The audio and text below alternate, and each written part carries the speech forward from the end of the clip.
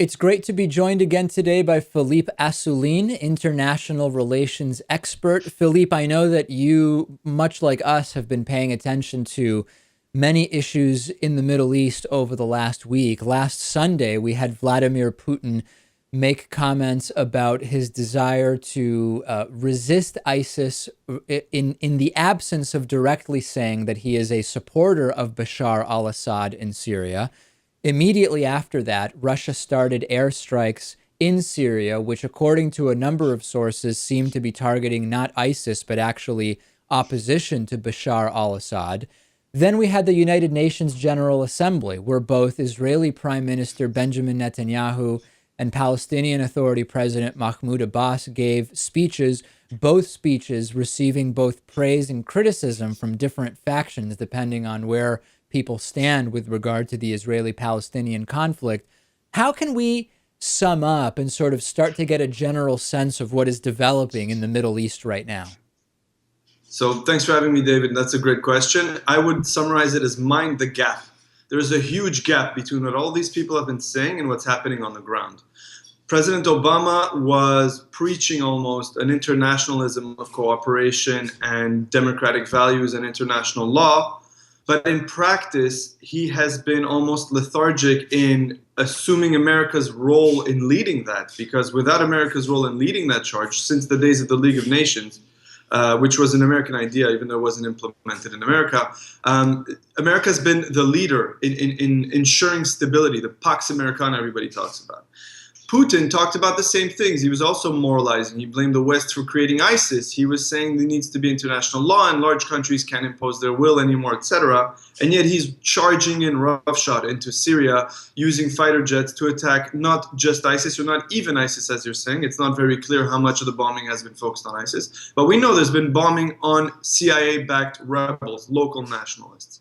Abbas has taken a situation where there's been steady violence and incitement by Palestinian groups on the Temple Mount against Jewish worshippers and Jewish tourists, and turned that into a victim narrative where Israel is supposedly attacking the Temple Mount and wanting to destroy it to build a temple. It's a narrative that's been going on for 100 years, and every time it stokes violence.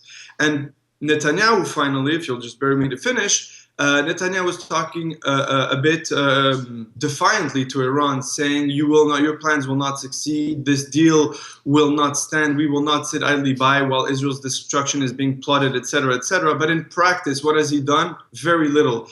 We've seen much more activity in terms of the American groups opposing it, and even that, has failed. I want to get back to Putin and Syria and Obama, but let's stick for a second with the Netanyahu and Mahmoud Abbas speeches. In sort of analyzing the specifics of Mahmoud Abbas's speech, it was rife with untruths, half-truths, lies, distortions, etc. At the same time, and in watching Benjamin Netanyahu's speech and his opposition to the Iran deal, I'm increasingly, and as you know and our audience knows, I'm not a big fan of Benjamin Netanyahu. I'm particularly confused now that Benjamin Netanyahu seems to be taking an unpragmatic approach to the Iran deal, in the sense that, fine, I grant him that he maybe truly believes that it's not a good deal. I've interviewed the nuclear physicists. They've made it clear that based on the deal, there is going to be no surprise where all of a sudden Iran is close to having weapons-grade uranium, never mind a weapon. I've sort of talked to other analysts who agree that if you are in favor of a military solution in Iran, that's not really viable right now anyway, politically speaking, so that the deal does create a framework which, if violated, now can serve as a better pretext to do military action, right? If that is the direction you're going. I'm sort of wondering why Benjamin Netanyahu is continuing the rhetoric on the Iran deal when it seems clear that it's not going to be productive in terms of creating goodwill towards Israeli leadership. It's a very good criticism. So the overwhelming majority of Israelis do not like this deal. They don't like the terms of the deal, and they don't believe even those terms will be followed. However, there's great criticism of Netanyahu for not accepting reality that Obama has won, this deal has passed, and now we need to try to salvage something to ensure Israel's security.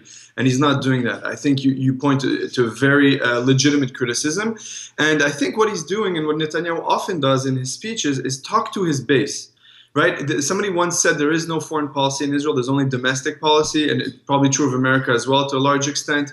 He is talking to people who already agree with him and giving them emotional support, buttressing, his base, whatever it is. There were not many new ideas at all, maybe a couple of new rhetorical flourishes on Netanyahu's part.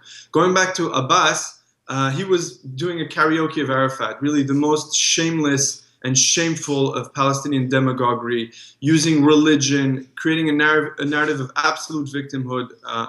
It boggles my mind that we're still dealing with a Palestinian leadership that says it wants self-determination, but acts like an absolute passive victim about everything. And as you said, with lies.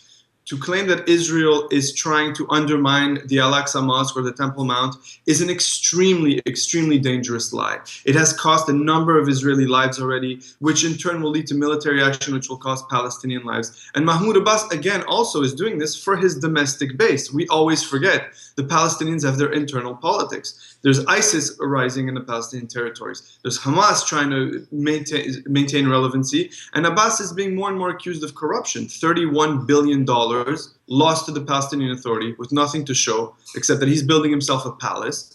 And perhaps that's one of the reasons why he's using Al-Aqsa to deflect attention. It's been done many times in the past. One of the saddest things to me in hearing the rhetoric around what's been going on in the Temple Mount and the Al-Aqsa Mosque is that too many people don't know the history of that very small area within the old city of Jerusalem, which is that during the time when Israel did not have sovereignty over the Jewish quarter was vandalized and damaged and destroyed, and historic structures were absolutely demolished.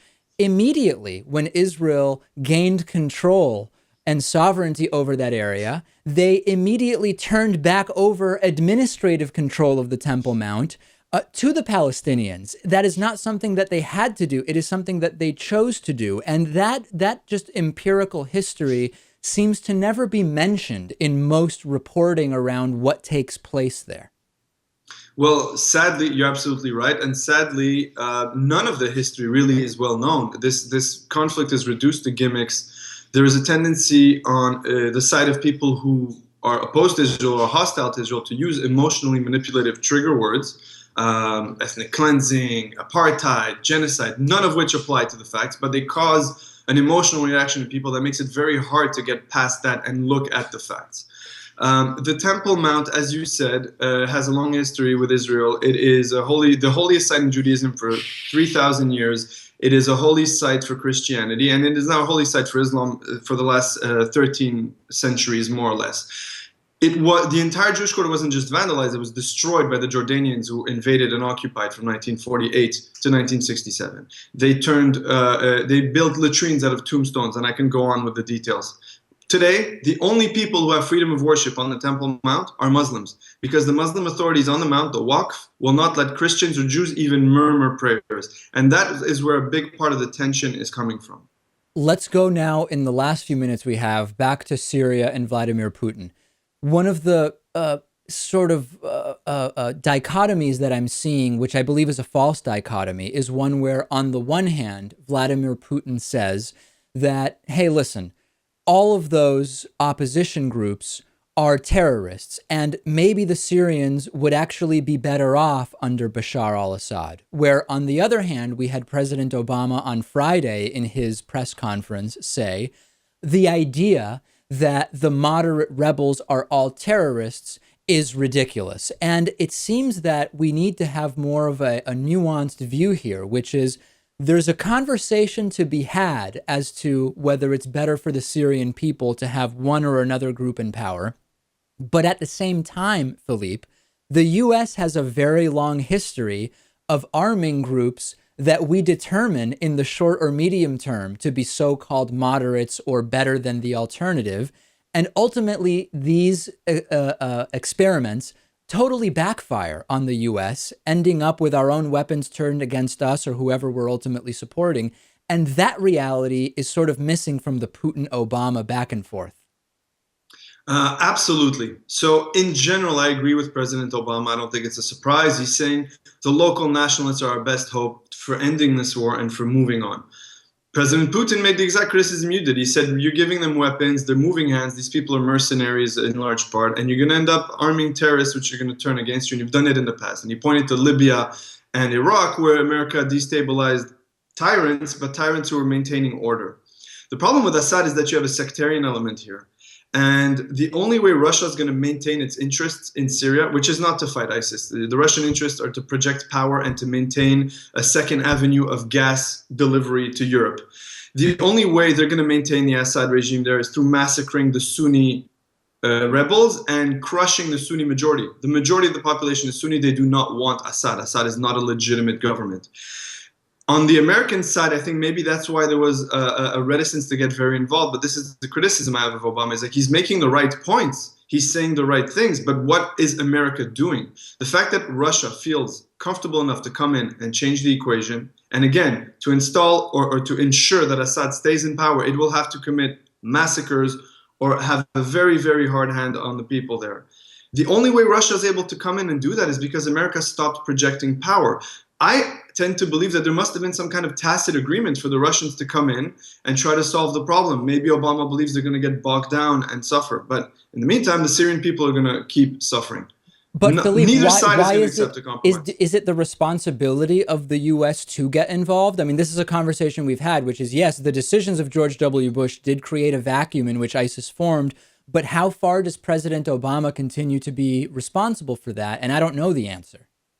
I don't think it's a question of responsibility. It's a question that comes up over and over again. I don't think America is morally responsible for what happens in the Arab world at all. I think, if anything, we've coddled the Arab world too much. We're taking care of Palestinian refugees for 67 years. Now the entire focus on the Syrian refugees, rather than solving the Syria crisis, is on Europe. Rather than asking Arab countries to take care of the refugees, is on Europe. For me, it's not a question of responsibility. The responsibility is with the local actors. It's a question of strategic interest. America has a policy for 70 years of keeping the Russians out of the Middle East. Now, they failed for a long time under communism, but now it's so overt that changes the dynamic, right? The refugee issue is also a strategic issue. When you have millions of people fleeing an area to Europe and then the United States, that is also a strategic interest, etc. The rise of extremism, terrorist bases. The U.S. has a strategic interest in doing something there for its own good. I don't think Russia doubling its means of supply of gas to Europe, having access to the huge Mediterranean gas basin, and thus becoming empowered and sidestepping sanctions from Ukraine, is in America's strategic interest. I don't think Russia empowering Iran to have a bridge to Hezbollah is in America's strategic interest, etc. So it's more a question of what America needs to do for itself than what it is responsible for. Many factors and significant complexity, and we're going to continue following all elements of this. We've been speaking with Philippe Assouline, international relations expert. Philippe, great to talk to you as always. Thank you, David. Thank you for having me.